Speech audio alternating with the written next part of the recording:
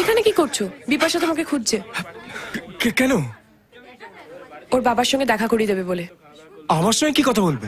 তোমার বিয়ের date fix করতে পারে, কিংবা হানিমুনে কোথায় যাবে সেটা জানতে চাইতে পারে। আমি কি করে বলবো বলো?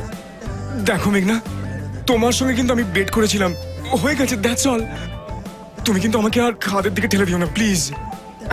আরে এটা তুমি জানো আর আমি জানি, বিপাশা তো জানে না।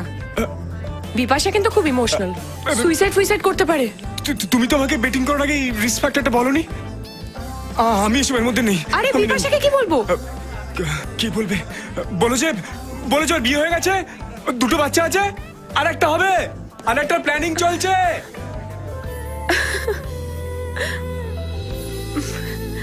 বেনারসি তো কিনলাম, কিন্তু আরো 10টা বেনারসি কিনতে হবে, তুমি বুঝতে পারছো না। একবার লিস্টটা মিলিয়ে রেখে দাদা। ফোন করলি না কেন? স্টেশনে গাড়ি পাঠিয়ে দিতাম। ভেবেছিলাম, পরে ভাবলাম তোমাদের একটা সারপ্রাইজ দিই। কেমন আছে বৌদি? আর কেমন আছে বৌদি? খুব রাগ করে আছে তোমার উপর। আশীর্বাদের দিন এলে না কেন? তুমি তো আমার বাড়ির অবস্থাটা সবই জানো। আমি খুব চেষ্টা করেছিলাম, কিন্তু আসতে পারিনি। ঠিক আছে, আমাকে বোঝাচ্ছে বোঝাও, কিন্তু হবু কনেকে বোঝাতে পারবে তো? কোথায় ও? ওর ঘরে। দাঁড়াও, ওর মানটা আগে ভাঙিয়ে আসি। যাও যাও। শোনো না, দেখো কি দেখবো আবার? লিস্টটা মিলিয়ে দেখো। আরে লিস্টটা মিলিয়ে।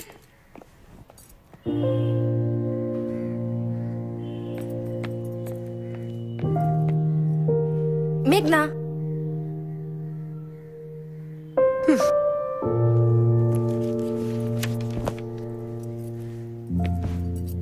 তোর আমেরিকার কি খবর মেঘনা?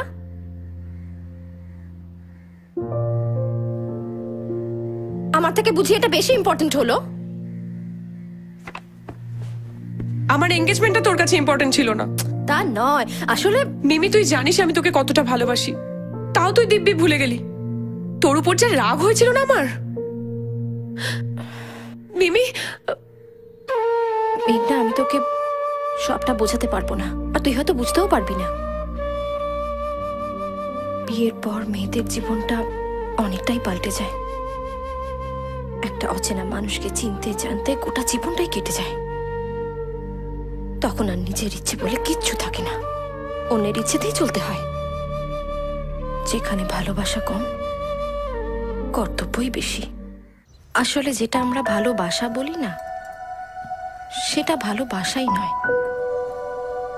ভালো থাকার একটা বোঝাপড়া। আমাকে জানতে হবে সবাই কি ভালোবাসে, সবাই কি চায়। কিন্তু জানিস তো, কেউ এটা জানতে চাইবে না যে আমি কি চাই, আমি কি ভালোবাসি, আমার মন কি চায়। আচ্ছা মিমি, তুই কখনো কাউকে ভালোবেসেছিলি? পেছনে লাগার জন্য তুই আর কাউকে খুঁজে পেলি না? না, শোনে না কারো হে ফকির।